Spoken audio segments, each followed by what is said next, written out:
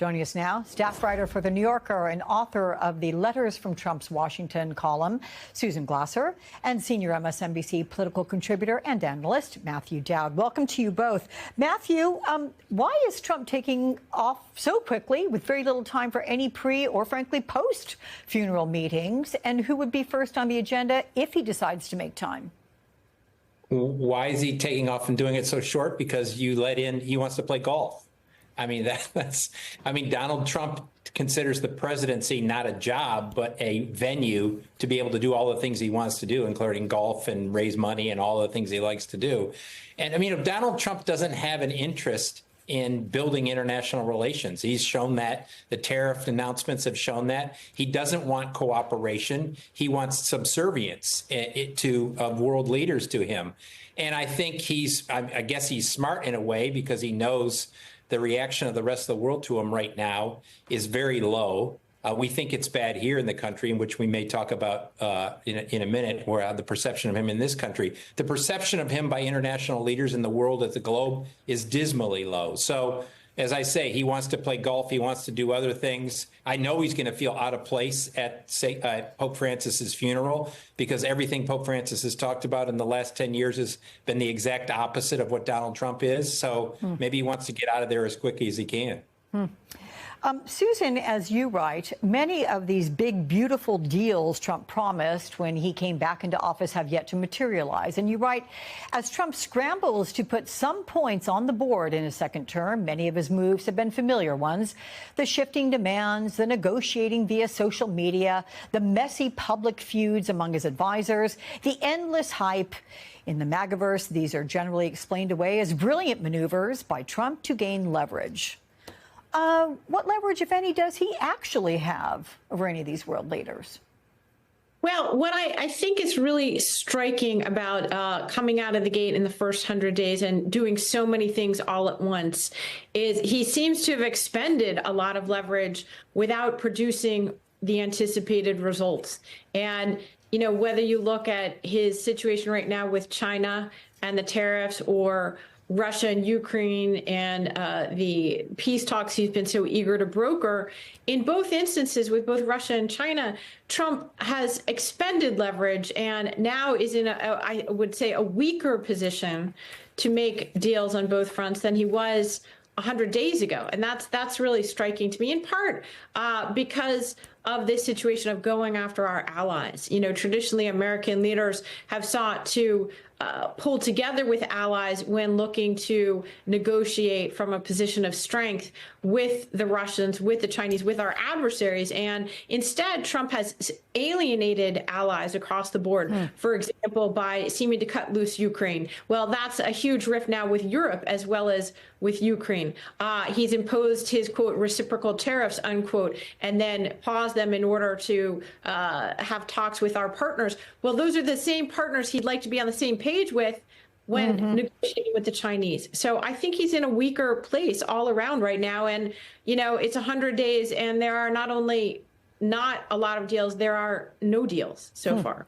And yet, Matthew, in his interview with Time magazine, Trump claimed, quote, that he had made, quote, 200 deals that will be announced in the next 3 to 4 weeks when they're finalized, but he didn't elaborate at all. He also said Chinese President Xi Jinping called him, but the Chinese say there have been no negotiations. So do we actually know where we are on trade talks?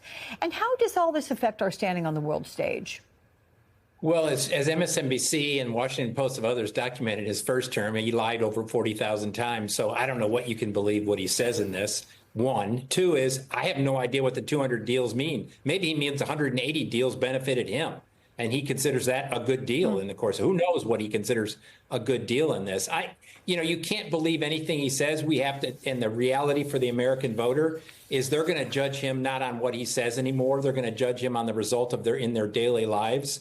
And as prices go up and it's harder to buy a home and it's harder to buy an automobile and it's harder to find a job and it's harder to afford the basics and it's harder to get access to health insurance and there's worry about Social Security, they're going to judge him based on those things. That is why his approval at 100 days is lower than any other president in history besides one other, which was Donald Trump in the first term.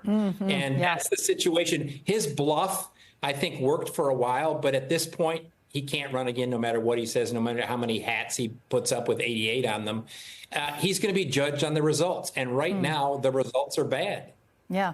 And speaking of the first term, Susan, you point out that his first term was as notable for the deals he pulled out of as the ones he made. So can he actually get all these trade deals done in 90 days? And what happens if he doesn't? Does the goalpost just get moved again? Well, I mean, I'm glad you pointed out that remarkable interchange in the Time magazine interview with him claiming to have already made 200 deals. I mean, one of the things in Trump's playbook is the kind of redefining terms and, turning defeats or lack of accomplishment into huge, enormous victories. You saw that with North Korea, for example, in his first term, where he claimed that he had had a sweeping denuclearization deal with North Korea. So great that he should get the Nobel Peace Prize for it. There literally was no deal. And I think in this situation, not only are there no new trade deals reached, but those are very, very complicated, generally the subject of not only months long, but years long, painstaking negotiations between countries. Some of these countries, by the way, that Trump was saying he's going to unilaterally impose new tariffs on are already governed by free trade agreements with the United States that took years to negotiate. And so we haven't seen anything to indicate any deals, never mind 200. I suspect what you're going to see rolling out is what might be termed letters of intent. I believe that's what Fox News is calling it today. The Treasury Secretary Scott Bessent earlier this week spoke about memorandums of understanding. Well, talk to an international trade lawyer, talk to senior diplomats, as I've been doing this week, and they'll say, listen, we may well sign a memorandum of understanding or a letter of intent with the Trump administration because we need to get this guy from stopping him from doing more damage. Does that mean there's trade deal? No, it does not mean there's a new trade deal. It may or may not ever come to fruition, but I suspect that's what you're going to see Trump and his advisors rolling out in the next few weeks is these letters of intent to make a deal. There are, Matthew, some concerning new polls for Trump on the economy, and one is from the Pew Research, and it found 55% of adults say they're not confident Trump can make good decisions about economic policy. Reuters poll finds approval of his handling of the economy is at 37%. That is his worst ever rating on that question, by the way. The economy is what he won on. So what does it mean that these numbers are falling like this?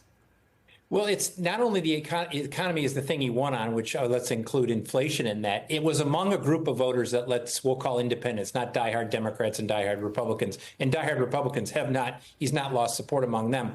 That group has lost the most ground of any group is the independents that were the swing voters that in the end decided they didn't like Donald Trump, but they were worried about inflation and the economy, so they were willing to give him another shot in this. This, to me, is the most concern. If I were them and in the White House, the most concerning numbers in this, because for all the personal perceptions of him bad that we have seen over the course of the last 10 years, the thing that has held him up in many ways when he's run is his perceived ability to handle the economy. When that goes away, he has nothing else. He has no personal loyalty of the voters. He has no belief in the voters that he's a person of character, so they're willing to give him a pass when things go bad. Once he goes bad on the economy, which is the only thing that held him up, he's in terrible trouble. And I think you're going to see Republicans, in my view, leaders in the Congress who are worried about their reelection in 2026 are going to begin to separate themselves from him, because his numbers today